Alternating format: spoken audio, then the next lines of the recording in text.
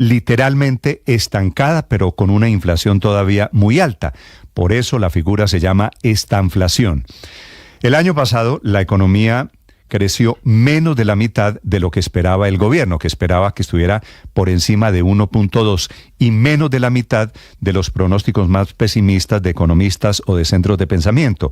El Banco de la República esperaba 1%, repito, fue 0.6, el Fondo Monetario calculaba 1.4. Todos se equivocaron y la cifra es bastante peor de lo que esperábamos. De los 12 sectores que mide el DANE para sacar la cifra de crecimiento, 3 están jalonando, tirando la economía colombiana para abajo. La construcción, que tiene el peor año, cayó más de 4%, la industria manufacturera, que cae 3.5%, y el comercio cae 2.8%. Estos son los 3 sectores a los que le va muy mal en la economía colombiana, con el agravante de que son los sectores en donde se genera la mayor cantidad de empleo.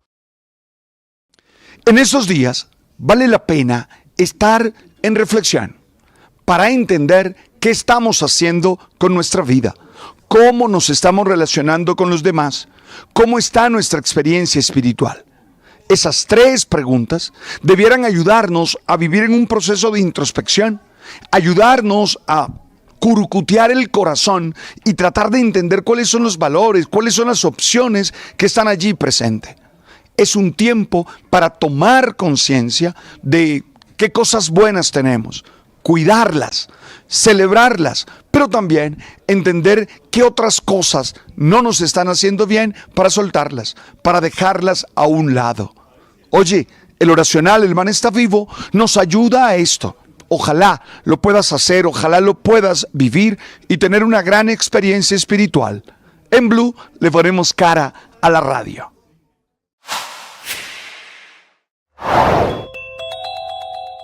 El gobierno finalmente corrigió el tema del decreto sobre presupuesto. Emitieron el decreto de hierros, así se llama, un tema que le costó la cabeza a la directora de presupuesto y al director de planeación nacional. Finalmente quedó despejado. Ahora el gobierno reconoce el error y queda la financiación para más de 100 obras públicas en todo el país. Obras públicas en el Pacífico, obras públicas en ciudades o en regiones apartadas, pero también en temas educativos.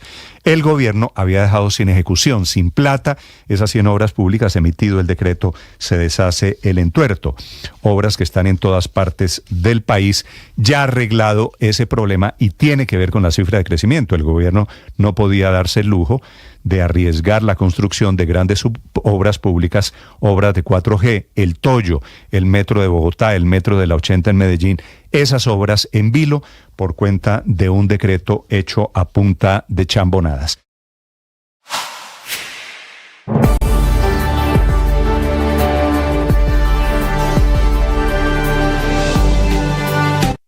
Estás escuchando Blue Radio y bluradio.com. 7 de la mañana, 4 minutos. Está escribiendo esta mañana el presidente Petro sobre el informe de los científicos de la Universidad de Cambridge, sobre los cuales él basa su hipótesis del cambio climático. Ya les voy a contar qué dice el presidente Petro esta mañana. Tengo en la línea en Hawái, allí son muchas horas menos, creo que son 5 o 6 horas menos, al profesor Camilo Mora, que es el científico colombiano que participa en ese estudio. Antes quería contarle, María Consuelo, de la columna hoy de don Jorge Iván González, que fue director de planeación hasta la semana pasada. El doctor Jorge Iván González, que es un legendario profesor de economía de la Universidad Nacional, está escribiendo por primera vez hoy, haciendo públicas las razones de su renuncia. Termina la columna explicando, diciendo: todo este carretazo que me acabo de echar es la razón por la cual fue insostenible mi permanencia en el cargo. O sea que no era un tema de salud. O sea que tiene razón. La columna se llama Facticidad y Validez. Cita a Habermas, sí, que es un filósofo muy importante. Cita a Aristóteles, hablando de la validez del discurso, diciendo que el presidente Petro tiene un discurso muy importante, pero para llegar a la conclusión de que no hay en el gobierno maneras para hacer lo que él llama fáctico, por eso se llama la columna Facticidad y Validez, para no volver hechos los discursos del presidente Gustavo Petro. Así que esto parece, esto es, Aurelio, un poquito una confesión alrededor de lo que se dice y lo que se hace en el gobierno. Claro, es una confesión, pero con una serie de arandelas que vale la pena reparar. Jorge Iván también es filósofo, ¿no? Él tiene como profesión de base la filosofía. La economía es, digamos, un desarrollo que él le hizo a ese estudio básico en filosofía. Luego, a mí no me extrañó encontrarme a Habermas y a criterios y a sentidos filosóficos allí. Pero Néstor, voy a leerle, Aurelio, si me permite, el último párrafo de la columna. La publica hoy en el periódico La República. Dice lo siguiente, que me parece padre, esto es hablando de economía, hablando de filosofía, pero especialmente contándole a la gente por qué se fue del gobierno.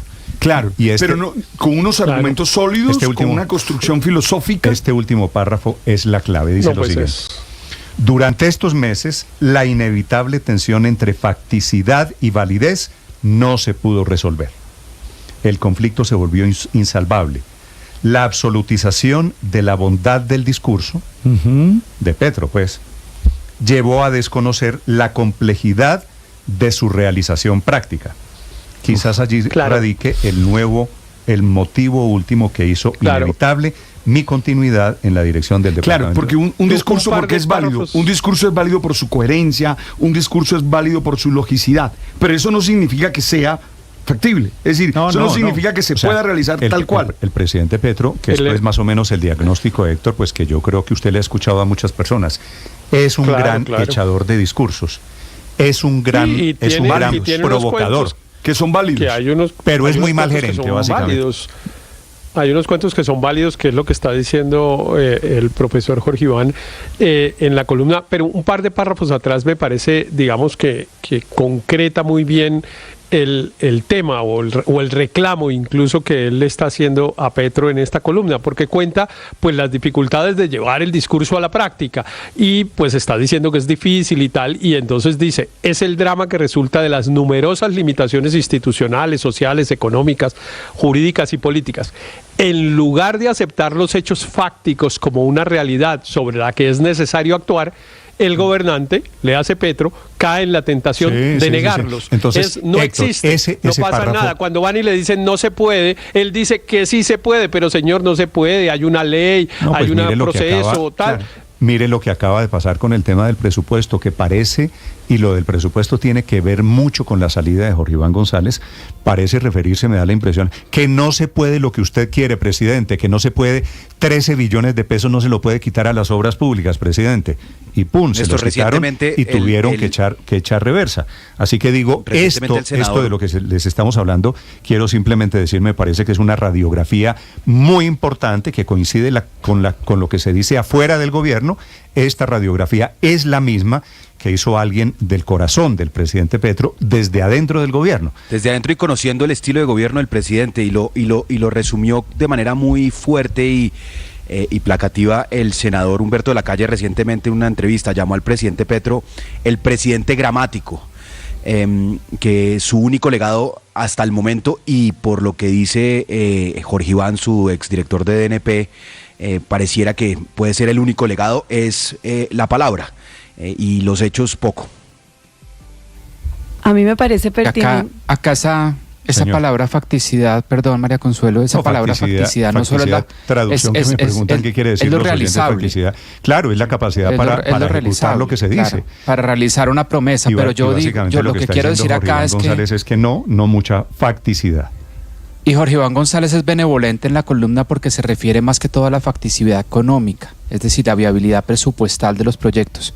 Pero también hay que hablar de una facticidad legal, que aquí lo hemos discutido, y es: ¿esto legalmente es posible, transferir recursos de unas vigencias futuras que estaban comprometidas a unos proyectos que le dio el presidente por impulsar? Y la respuesta es no, y eso se llama una violación de la ley, de una ley de presupuesto que se había aprobado y que el presidente quería incumplir. Y eso ya no solo es facticidad económica, sino una violación de la ley, una facticidad jurídica que el presidente no se puede saltar. Pero no es una novedad por lo siguiente, es que Jorge Iván González también trabajó con el presidente Petro en la alcaldía de Bogotá. Otra alcaldía que se caracterizó por del dicho al hecho hay mucho trecho, que es una forma de resumir la columna. Lo que pasa es que esta columna tiene un agregado con respecto a Bogotá, es que el gobernante, como dijo Héctor, le hace Petro, se da cuenta que del dicho al hecho hay mucho trecho y monta en un desespero que no maneja. A mí me parece que es muy importante esta columna porque está haciendo esa radiografía de lo que está pasando adentro de ese gobierno. Un gobierno que tiene un discurso que no puede plasmar, se desespera y empieza a pegarle patadas a la mesa y puños a la puerta. Cuando en la que está encerrada. Para quienes la quieran, para quienes la quieran ver, pero permítame, voy a colgar, Aurelio, voy a colgar la columna del profesor Jorge Iván González, que fue funcionario del gobierno en un muy importante cargo, Dirección de Planeación Nacional, hasta la semana pasada, que está contándole al país cómo es el tema por dentro, cómo es el monstruo de la administración pública por dentro, cómo funciona el presidente Gustavo Petro y por qué se fue él del gobierno. La columna, repito, se llama Facticidad y Validez. Néstor, a mí me parece... yo le cambiaría el título a la columna, permítame, me atrevo a esto muy breve, sería Bogotá 2.0. Eso sería exactamente lo mismo que pasó en Bogotá, está pasando en Colombia. Está agudo, Quítemele Facticidad y Validez y póngale Bogotá 2.0. Okay. Entre paréntesis, don Aurelio rebautiza la columna del profesor González. Pero miren, un segundo, Héctor, que me estaba alzando aquí la mano. María No, Consuelo. es que me parece... más faltaba. Gracias. Me parece pertinente recordar que el profesor Jorge Iván González, el sabio, como le dicen, era el último de los 4 altos funcionarios que habían firmado la carta en contra de la reforma a la salud. Recuerde que eran Alejandro Gaviria, José Antonio Campo, Cecilia López y él, diciendo precisamente esto, que una cosa era la teoría que se pretendía plasmar en la reforma a la salud y otra la forma de realizarlo, la posibilidad de hacerlo generando un aumento de la calidad en la prestación de salud en Colombia. Creo que la salud era un ejemplo perfecto de lo que está diciendo María él. Consuelo, Y es una cosa es la teoría y otra cosa es la capacidad de realizar, que es donde sin duda le falta. Le quería preguntar, Héctor, usted que ha estudiado temas políticos, ¿cómo se llama un discurso político que se propone y que no se puede realizar? Utópico. No, demagogia, carreta. También. No, es decir, esto tiene utópico. Esto tiene nombre. No, pero porque miren, es válido. Néstor, yo creo que la columna tiene el enorme valor de quien la escribe. Porque además de todo lo que ya han dicho aquí del profesor González, que incluso, como lo recuerda María Consuelo, lo llaman sus estudiantes el sabio, bueno, la columna es de una profundidad enorme. Mire, y a mí me consta esto de primera mano porque tuve oportunidad de hablar con él 2 o 3 veces, de la angustia que tenía él, de eso que describe ahí, es que no se va a poder si no logramos ordenarnos y si no logramos tener un discurso Héctor, realizable, esto va a ser una frustración. Y él escribe esa columna seguramente con ese sentimiento de mucha frustración, porque él tenía gran ilusión de que muchas de las cosas que quedaron plasmadas en su plan de desarrollo que él condujo completamente se pudieran hacer, y resulta que todo indica que se van a quedar escritas. Héctor, aterrice este discurso en temas prácticos. ¿A qué se refiere Jorge Iván González? Reforma a la salud. Quisiéramos tener un modelo de salud totalmente público, eficiente, en donde no hubiera manos privadas. Yo sí, que funcionara siempre y cuando fuera eficiente. Lo que pasa es que ese modelo se demostró. Entonces el presidente quiere lo perfecto, quiere lo ideal. El presidente quiere sacar la plata de las carreteras. El presidente quiere el mundo ideal que riñe con lo que es posible. Y esto es lo que está poniendo hoy sobre la mesa el doctor Jorge Iván González. En fin, queda la columna. Y la noticia, la notica de pie de página es que el ministro Roa dijo, tratando de tapar precisamente este hecho tan protuberante, y es un tema de fondo estructural en el gobierno, cuando le preguntaron que por qué se había ido el director de planeación, dijo, no, un problema de salud, no, de una manera, además, esto desviando la atención, divagando, como diría él mismo sobre alguno de sus colegas. Muy bien, 7 de la mañana, 15 minutos. Divagando y encubriendo, pero finalmente sí, le queda a uno la sensación de, pues por un lado, tiene que estar el presidente desesperado, porque efectivamente nada de lo que quiere o de lo que quería se está pudiendo materializar, porque mucha gente no está pudiendo vivir sabroso a la hora del té. Pues ¿quién está viviendo sabroso? Se cumplió sí la teoría del decrecimiento de la ministra de Minas, eso sí se está cumpliendo perfectamente al pie de la letra, pero en cualquier caso pasamos de la retórica fogosa a la realidad dolorosa, que es precisamente lo que dice el director de Planeación Nacional. Paola, hay una parte del discurso, de la columna de hoy del profesor González, dice, más allá, padre, de la validez intrínseca del discurso, la puesta en acción de las ideas requiere de la facticidad. Es que es la famosa discusión de la razón realidad, práctica. no, ¿Se acuerdan ustedes de la razón práctica? No basta con la razón pura. ¿Te acuerdas? La Para irlo allá en realidad Kant. siempre se impone, o para usar la palabra de Jorge Iván González, la facticidad siempre se impone. Y lo vimos ayer con el decreto de liquidación. Trataron de hacer unos cambios, unas maniobras, seguramente con una buena intención, y es de lograr que haya más recursos para el Pacífico colombiano. Pero lo que tenían que haber hecho era pensarlo en junio del año pasado, no en diciembre, cuando ya había una ley de presupuesto. Entonces, realmente, la brecha entre lo que se desea, lo que se dice y lo que realmente están haciendo y logran hacer por falta de experiencia o por las razones que sea, es muy lamentable para el proyecto, porque el país se necesita muchos de los cambios que prometió. La clave Néstor, pero está en eso. Que quede claro, Néstor, que el discurso como tal es válido, es decir, es coherente, está bien organizado, eso es la validez. El problema es que no se puede hacer para ningún lado. Por eso es que muchos compran el discurso. Muy bien. Queda la columna del profesor Jorge Iván González. Usted ya la leyó toda. Sí, señor, ¿verdad? la leí toda. Y entonces, es que ese es un texto de Habermas que se llama así, ¿no? Y entonces usted puede decir, estoy de acuerdo, pero tenga en consideración que esta crítica no viene de nadie de la extrema derecha, que el señor no es un facho, que suele ser lo que le dicen a cualquier persona. Bueno, que a partir de ahora lo que será, critica se lo el aseguro. gobierno. No, yo espero. Espere para que vea.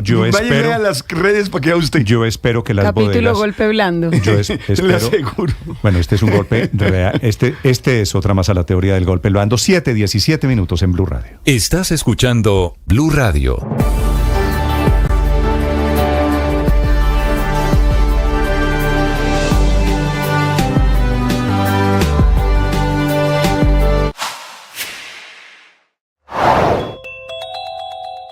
Es una economía, la nuestra, la del año 2023, literalmente estancada, pero con una inflación todavía muy alta.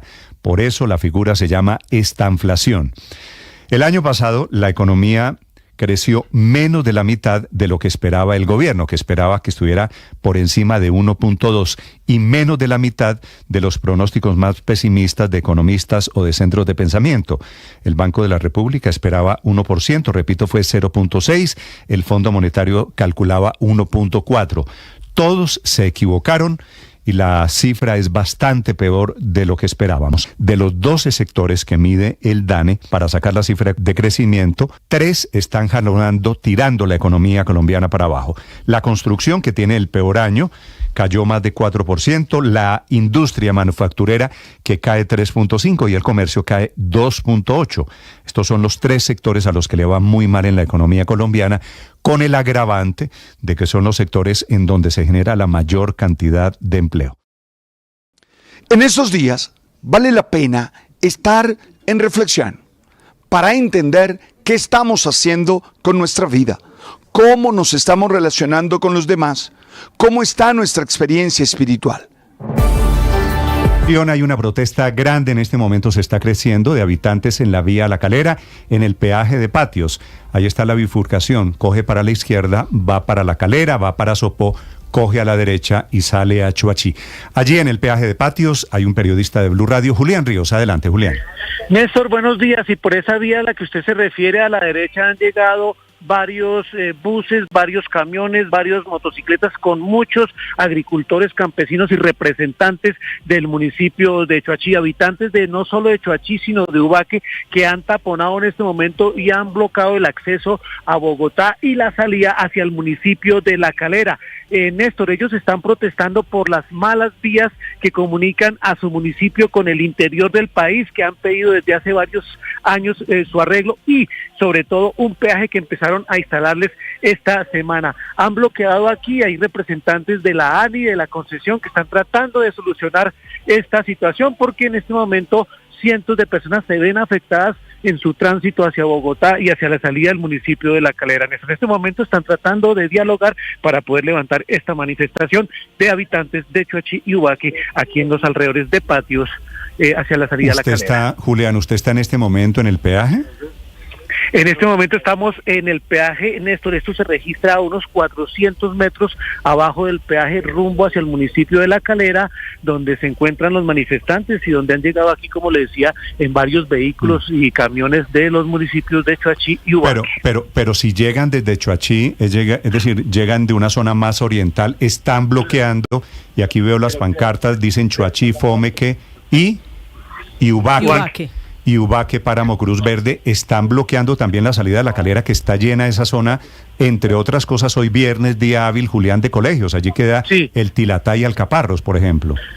Sí, claro, Néstor, si es que yo me vine caminando desde el peaje porque no hay paso y hemos visto varias rutas escolares que están aquí detenidas, no han podido pasar, incluso varios estudiantes de colegios y escuelas rurales también se encuentran aquí a la deriva esperando que puedan transitar para poder llegar hacia sus distintos planteles educativos. En este momento incluso los ciclistas, se sabe, Néstor, y oyentes, que esta es una vía muy transitada por los ciclistas y también están detenidos aquí, no han podido hacer su deporte. Y acá hay uno de los representantes, Néstor, le va a robar un momentito. Eso. Hable con la gente de Julián, gracias, sí, adelante. Hay, mire, campesinos, agricultores, todos incluso se vinieron con sus botas, están con sus ruanas aquí bloqueando.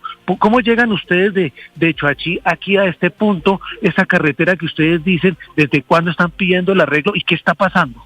Bueno, nosotros llegamos aquí por la ruta Choachí al kilómetro 11 y tomamos la vía que sale aquí al peaje. ¿Qué quiere la gente? Que la ANI se pronuncie, que se pronuncie la Agencia Nacional de Infraestructura, que se sienten a hablar con el pueblo. Nos quieren colocar un peaje sobre más de 3.000 metros de altura en el páramo de Cruz Verde, que es en lo que el pueblo se opone, por Dios, ahí a que se vaya a maltratar ahí el páramo, el medio ambiente. Y lo otro que el pueblo exige es que primero se hagan las vías y después se instale el peaje, pero aquí es lo contrario. Aquí nos quieren montar un peaje en la vía Bogotá-Choachí porque organizaron 23 kilómetros de una ruta que va a conectar con la perimetral, porque ni siquiera es la vía que está concesionada. Rigoberto, mire, le hago una pregunta, pues de todas maneras tenemos que estar nosotros del lado de la gente. Ustedes están aquí haciendo una manifestación, un bloqueo, un tamponamiento.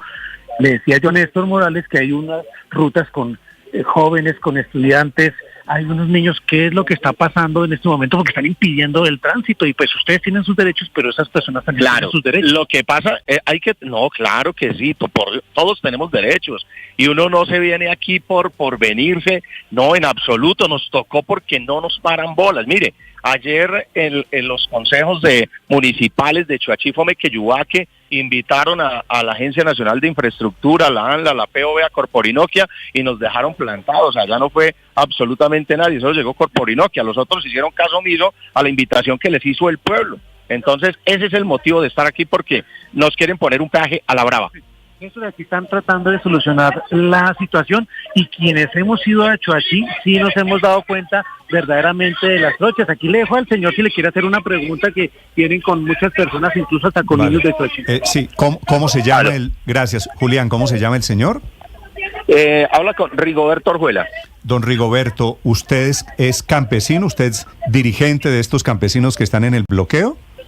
No, nosotros, no, inclusive yo soy concejal del municipio de Choachí. Nosotros estamos acompañando a la comunidad. Yo soy avicultor del municipio. Sí.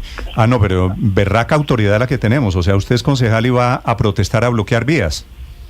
No, nosotros venimos a hacernos sentir, a que el gobierno nos escuche. Es el sentir del pueblo. Aquí hay avicultores. No, pues el sentir del pueblo, señor Orjuela, sí, concejal Orjuela. De acuerdo, pero es que bloquear vías es una ilegalidad hasta donde yo entiendo. ¿Y qué más hace el pueblo, Néstor, cuando no le presta atención el gobierno? Dígame, ¿qué hace el pueblo? Explíqueme, señor Orjuela, ¿cuál es el problema? Sí, porque usted me dice, nos quieren poner un peaje y vinimos a protestar a otro peaje. El gobierno nacional nos quiere montar un peaje en la vía Bogotá-Choachí sobre 3.300 metros de altura, donde eso está prohibido, donde el campesino no puede construir una casa, no puede hacer un mejoramiento. ¿Y por qué no protestan, señor Orjuela, donde va a ser el peaje, sino donde es otro peaje que no tiene nada que ver con el tema? Bueno, porque sencillamente la ANI no han ido al sitio, no va la POV, no va el gobierno nacional.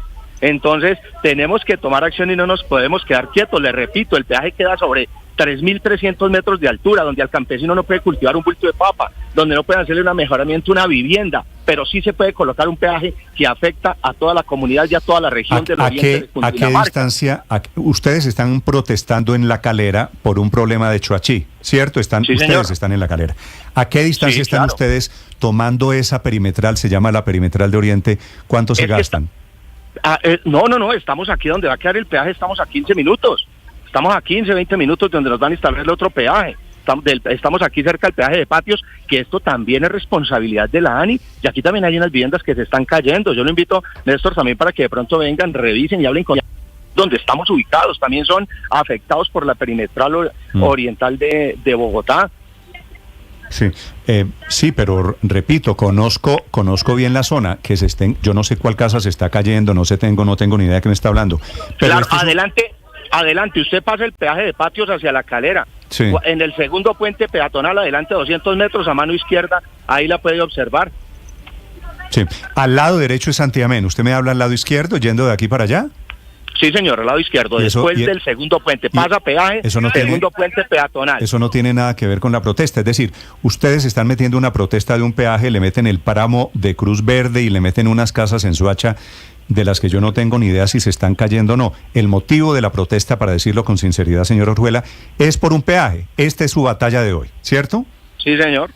Entonces, sí, señor. Entonces, usted sabe que por este tema acaban de cancelar clases. ¿Le doy los nombres de los colegios que están cancelando? Y mire, y le digo algo, el pueblo, y se lo digo, Néstor, y se lo aclaro, porque usted ya nos quiere hacer ver como los malos y no es así. El pueblo no está en contra, sí, señor. El pueblo no está en contra del peaje. Mire, el pueblo no está en contra del peaje ni de la perimetral oriental de Bogotá. Lo que ustedes están haciendo.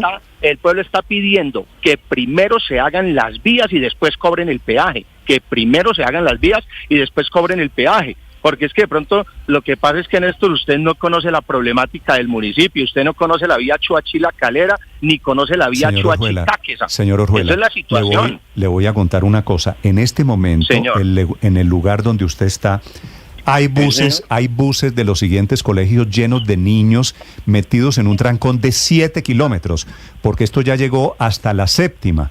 Hay niños del Cambridge, de Alcaparros, de Ericaya, de La Colina, del Tilatá, Liceo Francés, José Estacio Rivera. ¿A usted no le parece que es grave que haya, yo no sé si miles de niños, pero son muchos buses en este momento atrapados en la protesta de ustedes? Yo no sé si es una protesta legítima, seguramente lo es, pero por hacerlo a las patadas, como se hace en Colombia, por vías de hecho, están causando ustedes también un efecto en unas terceras personas que tienen derecho a ir a estudiar, a movilizarse, y que no están ejerciendo esos derechos en este momento. Claro, y nosotros, en este momento pueden haber miles. Abajo, nosotros en el oriente de Cundinamarca estamos afectados más de 40.000 habitantes de la región. En este momento, le cuento, Néstor, aquí ya hace presencia la ANI, ya llegó la Agencia Nacional de Infraestructura, ya está la gobernación, aquí hay alcaldes de los diferentes municipios, aquí no está sola la comunidad, el pueblo viene acompañado de sus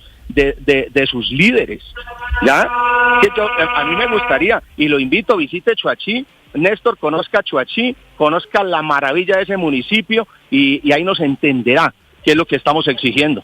Sí. ¿Cuántos campesinos de Chuachi más o menos participan en la protesta en este momento? De solo Chuachi por lo menos unos 100. 100 personas están bloqueando a miles de personas. ¿Lo puedo sí, señor.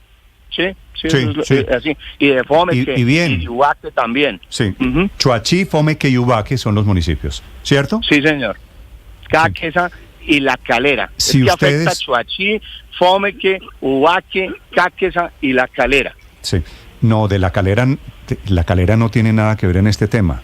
No, es que cuando uno no conoce la jurisdicción, habla como usted está hablando. La perimetral oriental de Bogotá pasa por ahí, señor. Conecta Chuachi con La Calera. No, por eso, pero el peaje, con La Calera. El peaje es hacia Chuachi, es la entrada a Chuachi. Claro, pero es que nos van a cobrar un peaje por donde también va a pasar la gente de La Calera y la vía está en pésimas condiciones. Esa perimetral atraviesa todo Boyacá, entonces también digo que ese peaje afecta a toda la gente de Boyacá y que ustedes están defendiendo a los boyacenses. Estamos defendiendo a todo el oriente de Cundinamarca. Vuelvo y le repito, es que usted me dice que no afecta a La Calera. Claro, La Calera, cuando usted pasa de Chuachi a Potrero Grande y Junia, sigue jurisdicción de La Calera. Es que la perimetral atraviesa, claro, llega allá. Sí. ¿Y a ustedes, señor Orjuela, la ANI no les ha parado bolas? No, en absoluto, ya hizo presencia un funcionario, en este momento está hablando con la comunidad, está con el secretario de gobierno del departamento y están los alcaldes de Chuachi, está el alcalde de Ubaque y lógicamente que también los concejales que venimos a acompañar pues lógicamente a los campesinos, porque es como la responsabilidad. Sí, una pregunta final, señor Orjuela. ¿Qué piensan? Es decir, dicho que están causando ustedes un grave traumatismo, el trancón hacia Bogotá, mejor dicho, esto se termina sintiendo hasta Ciudad Bolívar dentro de media hora. ¿Qué van a hacer? ¿Se planean quedar ahí hasta cuándo? ¿Indefinidamente? Ya están definiendo, digamos que ya están mirando unas mesas de trabajo. Estaba escuchando cuando me llamaron precisamente aquí al teléfono para hablar con su merced, pero están llegando a acuerdos a mirar temas para mesas de trabajo que posiblemente van a iniciar el lunes. Entonces, al finalizando esta reunión que se está dando en este momento, entonces ya miramos cuáles son las decisiones. ¿Dónde es la reunión? Aquí sobre la vía. ¿Y quiénes están en la reunión? Hay un funcionario de la Agencia Nacional de Infraestructura, está también el secretario de gobierno del departamento, está el alcalde de Chuachi, está el alcalde de Ubaque y pues muchos más líderes. Ustedes básicamente lo que esperan es, producto de esta reunión, que les levanten la orden de construcción del peaje en Chuachi, ¿cierto? Que por ahora se cancele, sí señor, que se cancele la orden de peaje, que retiren de ahí el container y las herramientas que ya llegaron al sitio y que cuando hagan las vías, por supuesto que no estamos en contra del peaje, lo vamos a pagar con gusto, pero con unas vías bien arregladas, bien organizadas. Es que de pronto no conocen que ha habido muertes por esas vías en pésima condición entre Chuachi y Cáqueza. Ha habido accidentes y nadie nos ha prestado atención. Por eso, pero van a arreglar la vía para que no haya accidentes de tránsito y ustedes se oponen al peaje para arreglar la vía. Pero si es que no lo han hecho. ¿Usted paga peaje sin que se la arreglen? No lo han hecho, lo invito a que conozca Chuachi, conozca las vías, Néstor. A estas alturas es que no sé qué es primero, porque esta es una vía por concesión. Y básicamente estamos en la disyuntiva, si no hay peajes, no hay vías. No, primero las vías. ¿Cómo le van a cobrar primero a usted a usted le van a venga, pague aquí 10,000, 12,000 pesos o no sé cuánto, y que va a ser bidireccional y le van a decir, venga, pague, que le vamos a hacer una vía? No, primero las vías. Hola, y después señor, el peaje. Sí, señor Orjuela, y ustedes más bien, solo estoy pensando en voz alta, ¿por qué no dan la batalla por una tarifa diferencial para el peaje? Si ustedes son habitantes, ¿qué es lo que pasa en esta vía La Calera? En esta vía donde usted... Eso lo hemos hablado. Señor Orjuela, eso lo hemos hablado, también está planteado. Déjeme, se la pongo así. Los habitantes de La Calera pagan una tarifa diferencial a la que pagan quienes no son habitantes de La Calera, donde ustedes están en este momento, en el peaje de Patio, ¿cierto? Sí, señor. Sí, señor. ¿Y por qué ustedes no dan la misma batalla que me parecería justo? A ver, Néstor, nosotros en el contrato dice que es una vía bidireccional, ¿cierto? Un peaje, perdón, sí. Bidireccional, ¿sí? Y en su momento ese tema ni siquiera se han sentado a decirle si va a haber esa tarifa diferencial o no con el pueblo. Al pueblo no le han prestado atención. Esa es la situación. Usted me dice, señor Orjuela, que en la protesta en este momento, y ya son miles de carros parqueados al lado y lado de la vía, ¿están los alcaldes de estos tres municipios, Chuachi, Fomeque y Ubaque? Lo que alcanzo a ver aquí en la multitud es a Chuachi y a Ubaque. De Fomeque no lo he visto. Ok. Señor Orjuela, pues le agradezco. Están creando un caos monumental. Quiero contarles, seguramente ustedes lo hacen para crear este problema, porque nadie les ha parado atención antes también, Es cierto, aquí solamente le prestamos atención cuando se crea el lío. Señor Orjuela, muchas gracias, mucha suerte. No, a usted muchísimas gracias, las disculpas a toda la gente que nos está escuchando, pero sí me gustaría, cuando conozcan nuestra problemática, pues nos entenderán. Un abrazo, Dios le bendiga. Bueno, señor, está informando el Ministerio de Transporte que para quienes están metidos allá, tomen la vía alterna que es el Codito. Juan Camilo, pero lo que pasa es que el Codito ya metidos en el trancón... No, pues imagínese esa vuelta. No solo la vuelta, es que ya metidos en el trancón no se pueden salir del trancón. Cómo salir. Además, Néstor, esa subida por la 85 en la séptima ya está totalmente colapsada porque la tuvieron que cerrar. Entonces, sí, acaban de cancelar, están cancelando esta mañana naturalmente las clases. ¿Sus hijos en qué colegio están, Luis Ernesto? Mis hijos están en el Tilatá. Sin clase hoy, ¿no? Se quedaron allá se quedaron pero sin profesores, entonces, porque nosotros ya entramos por La Calera, pero pues todos los niños pero es que el trancón ya va más allá. Todavía, eso es lo más difícil, Néstor. Norcho, el trancón están está ahí llegando... en los buses, los niños esperando que despejen la vía o que puedan subir o bajar. Es que no avanza ni para adelante ni para atrás, eso es lo verdaderamente complicado. Muy bien. La cosa, Néstor, es que desde ayer se había anunciado este plantón y, por ejemplo, el Colegio de los Alcaparros había emitido un comunicado en el que le recomendaba a los profesores no utilizar el transporte particular y considerar la posibilidad de llegar a utilizar un servicio de ruta escolar, pero es igual bloqueado. Ya no llegaron o no van a llegar y no van a poder salir, lo que es peor. Julián, ¿qué le dicen a usted en el lugar del paro en este momento? ¿De qué tamaño estamos hablando ahora en la protesta? Sí, bueno, ya llevamos aquí, Néstor, más de 40 minutos, está la policía de tránsito y como lo decía este señor, hace pocos minutos están sobre la misma vía, taponando y ahí haciendo una reunión, pero llama la atención, pues a mí me llamó mucho la atención de que estén aquí, no sé si auspiciando o promoviendo a los alcaldes de Choachí y el alcalde de Ubaque. Ellos están prácticamente liderando este taponamiento y son los que están aquí reunidos. Y muchísimas personas les tocó tomar la decisión de caminar. Quienes vienen del municipio vienen caminando y tienen que caminar a cerca de 2 kilómetros hasta el peaje, y los que vienen a trabajar a La Calera también se bajan ahí y están haciendo transbordos. Buenos días, ¿cómo está? Estamos aquí en Blue Radio al aire. Usted lo veo caminando y un poco agitado. ¿De dónde viene caminando? Vengo caminando como 2 kilómetros abajo. ¿Cómo ve el trancón hacia allá, hacia La Calera? Porque aquí no podemos pasar por el bloqueo. Por lo que veníamos escuchando en el radio del conductor,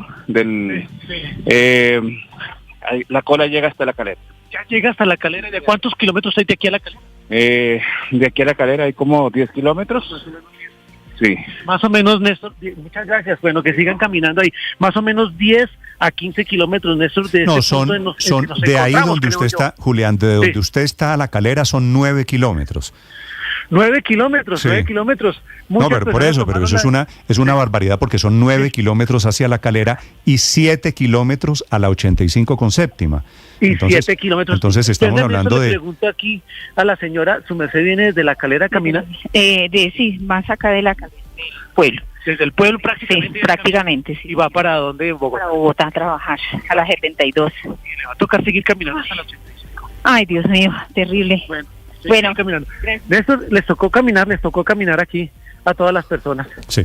Al otro lado, padre, se entiende, ¿no? Este es el peaje de Patios. De un lado La Calera, del otro lado Bogotá, y el trancón en Bogotá que se está armando, porque esto tiene efectos en la 85 con séptima. Y se comienza a regar porque ese tráfico que viene desde el nororiente de Bogotá desemboca allí, únicamente en la 85 con séptima, y hay un trancón gigante. Esto quiere decir la circunvalar trancada, el norte de Bogotá sin acceso. Se vuelve un caos. No, vuelve un caos por ese lado.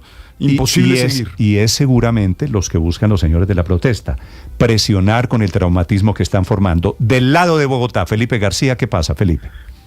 Hola, Néstor. Sí, señor, por esta manifestación en la vía de La Calera ya se están registrando, como usted mencionaba, trancones interminables en Bogotá. Tiene totalmente trancada la movilidad en el norte de la ciudad. En estos momentos la Secretaría de Movilidad, Néstor, tomó la decisión de cerrar la avenida Circunvalar con calle 85, lo hicieron con conos y en este momento, pues como le mencionaba, cientos de vehículos están represados aquí en la avenida Circunvalar, afectando los dos sentidos porque los que intentan subir a La Calera quedaron aquí trancados. La Policía de Tránsito y Transporte y los agentes civiles de tránsito, los funcionarios de Azul, Néstor, a esta hora intentan regular el tráfico en la zona porque está prácticamente, o más bien, imposible movilizarse en este sector de la ciudad, trancón que por supuesto sigue creciendo hasta tanto no levanten este bloqueo en la vía La Calera. Y el bloqueo, me da la impresión, no se va a levantar no rápidamente, así que quienes están en Bogotá, quienes están en La Calera, quienes están en Choachí, quienes están en... Bueno, esto termina, padre, estamos hablando de dentro de media hora, trancón en la vía Curumaní, ¿no? Esto es efecto en la autopista cascada. norte, La porque están probabilidad de mandando que a la gente encuentren- casi salir por la autonorte y Sopó. O sea, esto es cerrar uno de los accesos grandes e importantes a Bogotá con efectos... Las dos rutas alternas serían Codito o, como lo mencionaban ahora, hasta Sopó y por la entrada de la autopista. No, por eso. No. O sea, vía alterna básicamente Tunja. Exacto. Vaya Una- Tunja. Se todo devuelve. Boyacá y... No, otra posibilidad es Yopal Villavicencio. Néstor, Pero esta es la siete- punta, esta es la- el- esta es la esta punta del problemática- iceberg. Esta es la punta del iceberg de una carretera que tiene demasiados problemas.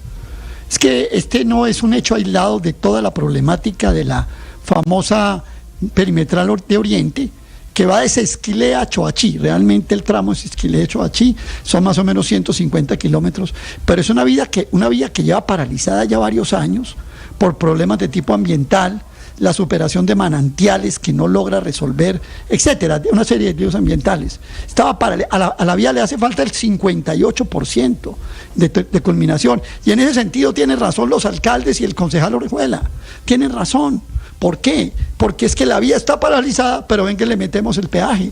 Eso Sí, no pero- puede ser así. pero, Yo Aurelio, creo no. que la gente tampoco es boba. Es decir, tú puedes decir, mire, una vía que no va para nada, que está parada, y venga, le meto un peaje de regalo en el páramo de Cruz Bueno, Verde. Yo creo que también hay que mirar ese aspecto, ¿no? Pregúntele, lo que pasa es que el ministro de Transporte, yo no sé si se ha dado cuenta de este tema, pregúntele al gobierno nacional por qué no hacen una vía que no sea por concesión. Eso es probable, ¿no es verdad? ¿O todas las vías tienen Sí, que claro. ser, todas las vías tienen que ser con peaje? No, claro, y pueden hacerlo concesión? por obra pública. También lo pueden hacer por obra pública, por supuesto que lo A ver, pueden hacer. a ver qué dicen Pero, aquí. Para eso y les la serviría obra el pública puede tener helicóptero una paga por peaje.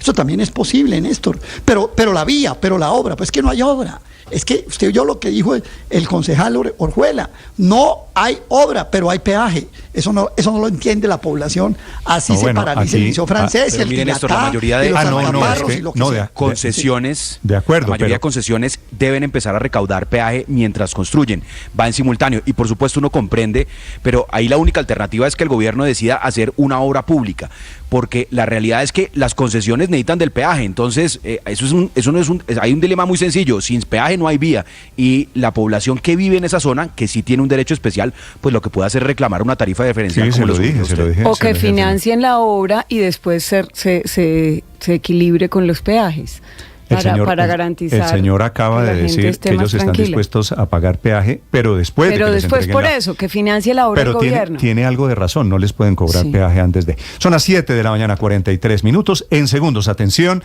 el científico colombiano lo estoy despertando en Hawái para hablar del estudio de la Universidad de Cambridge que tanto está citando esta mañana también el presidente Gustavo Petro. Estás escuchando Blue Radio.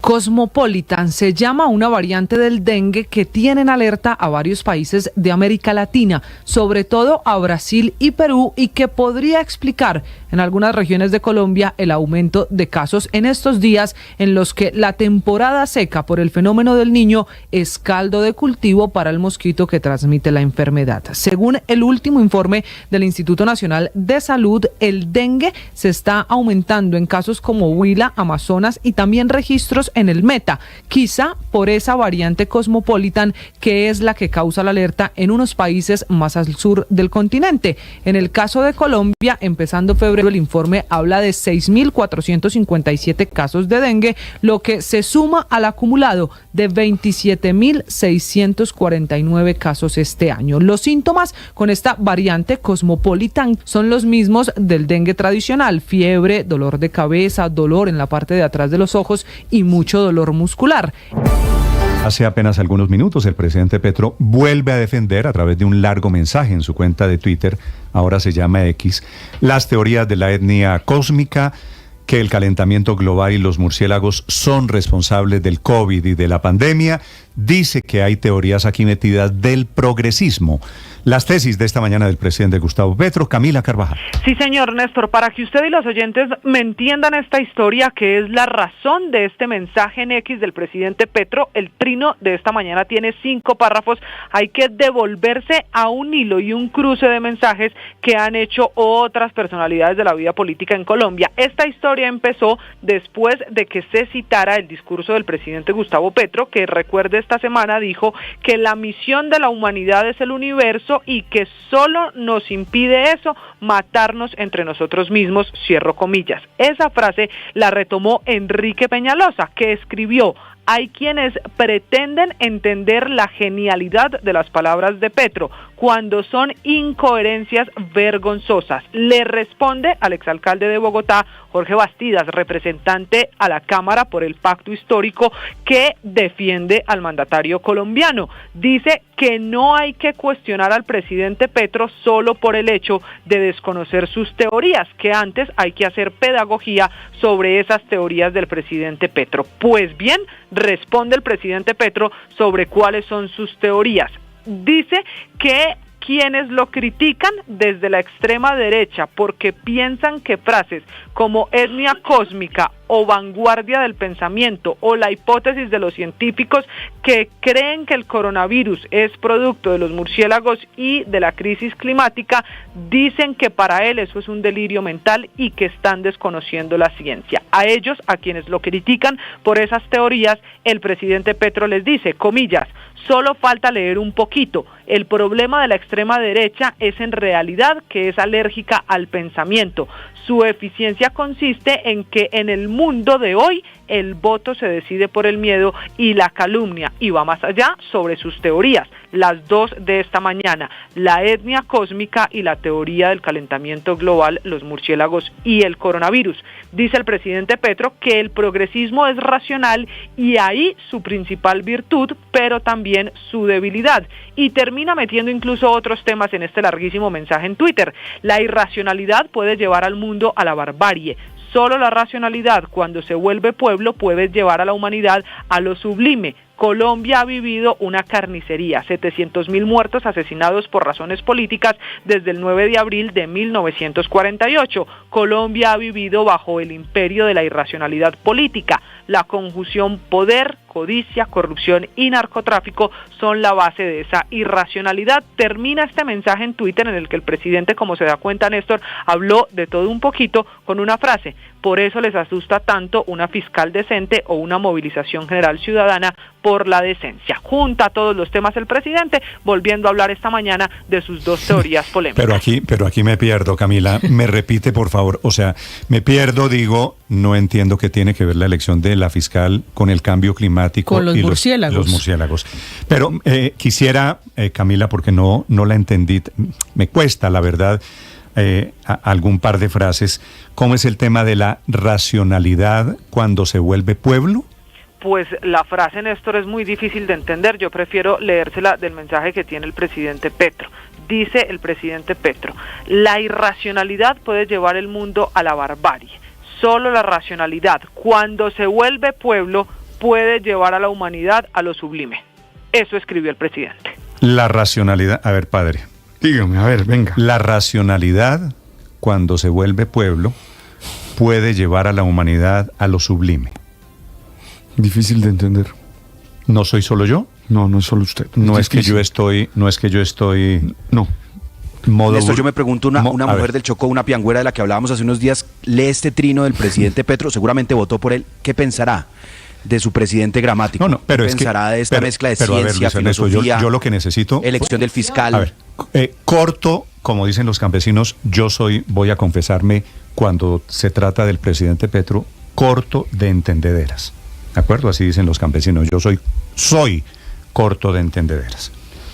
Entonces, después de que el presidente arranca el trino con la etnia cósmica y la vanguardia del pensamiento y le mete hipótesis científica y termina hablando de 700.000 muertos, hablando en Colombia por razones políticas desde el Bogotazo. Colombia ha vivido bajo el imperio de la irracionalidad política. Lo que me pregunto es, todos los que no entendemos al presidente, todos de aquí para atrás, los presentes, los del futuro, ¿somos todos los brutos? No. La racionalidad. No sabría si decirlo así. La racionalidad se vuelve pueblo. Me cuesta esa frase, ¿sabe?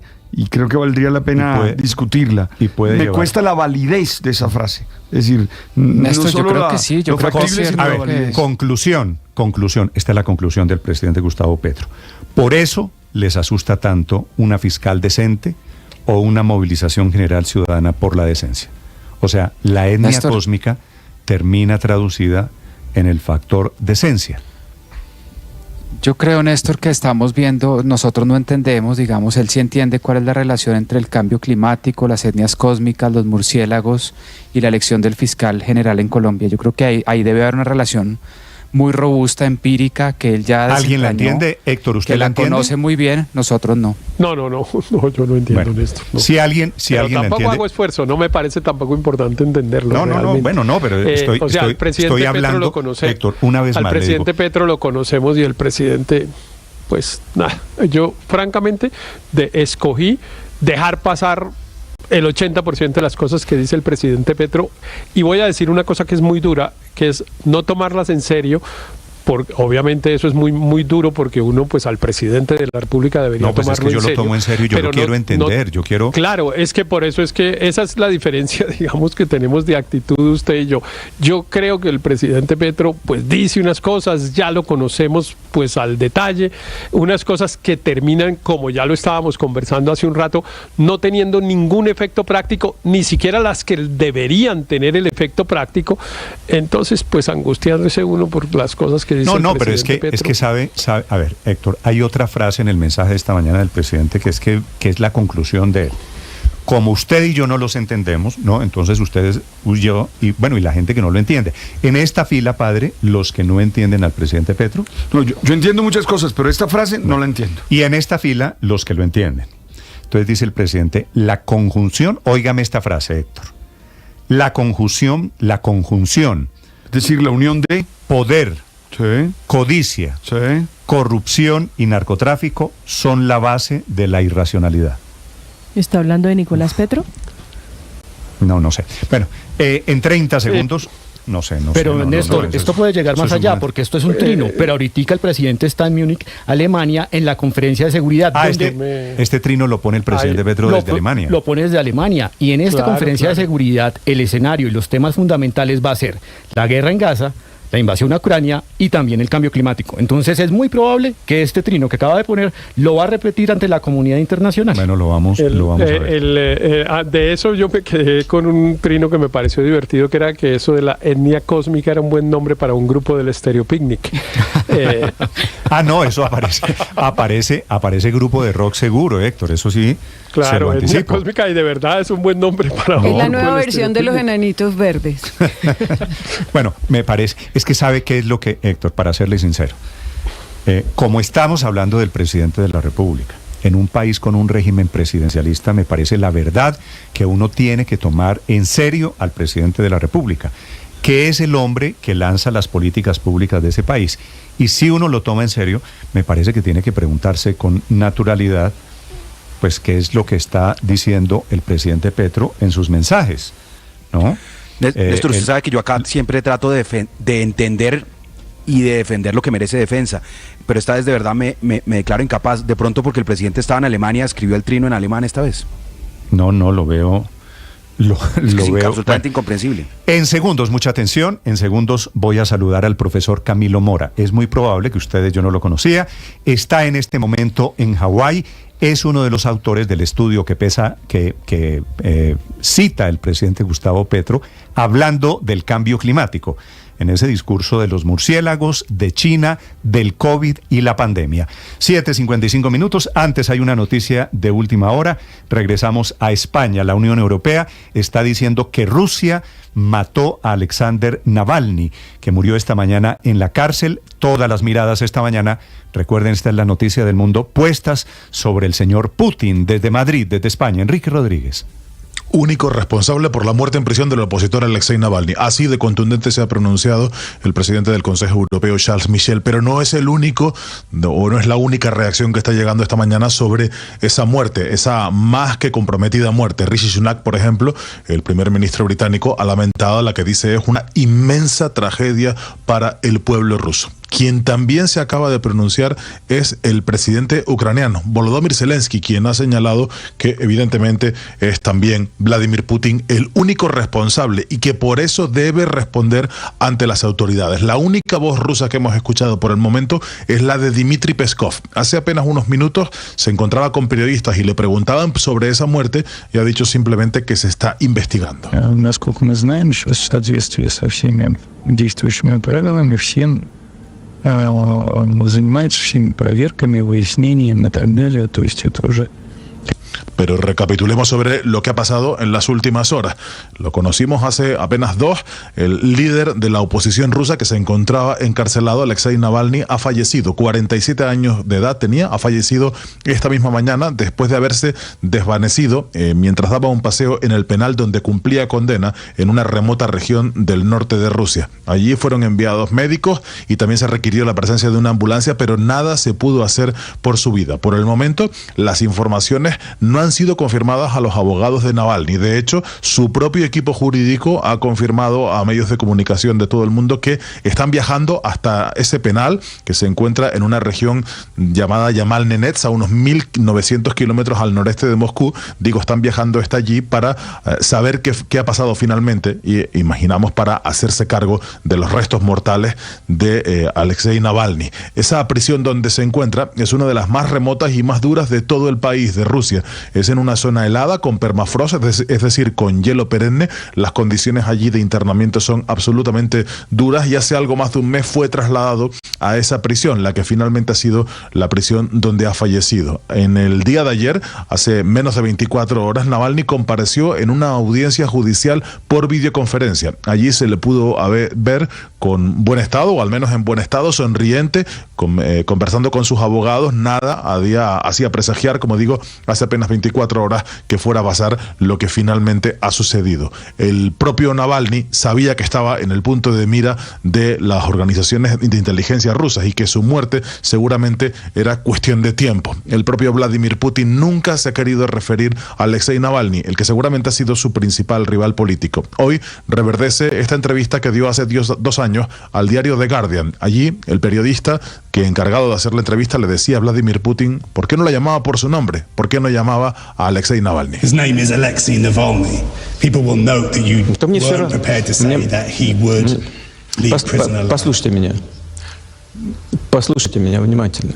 Значит, его могут назвать как угодно.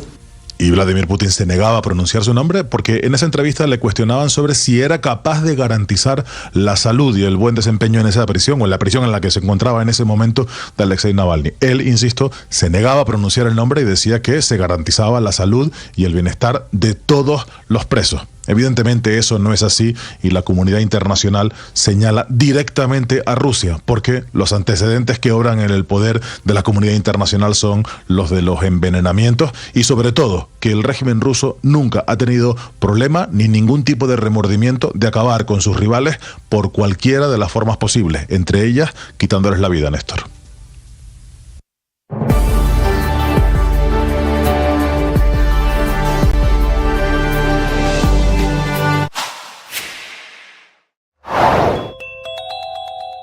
$45 días después de que hiciera que Colombia perdiera la sede de los Juegos Panamericanos, renunció la ministra del Deporte, Astrid Rodríguez. Ayer fue su último día al frente de la cartera que tenía la misión de hacer 2 pagos, cada uno por $4 millones, pero ella, que era la cabeza de ese ministerio, se llenó de miedo y no lo hizo antes del 31 de diciembre del año pasado, que era la fecha acordada. Ayer presentó por segunda vez y de manera irrevocable la renuncia, eso sí, sin mencionar en ni una línea la vergüenza internacional de los panamericanos por las que todos, incluso congresistas de gobierno, estaban pidiendo su renuncia. Estaba a 12 días de cumplir un año en el gobierno Petro, donde llegó después de que echaran a María Isabel Urrutia señalada de hechos de corrupción. A pesar de la renuncia que presentó por segunda vez al presidente Petro, la van a intentar tumbar, la moción de censura que tiene ya 34 votos, una tumbada de manera simbólica que va a seguir adelante como responsable de la pérdida de los Juegos Panamericanos.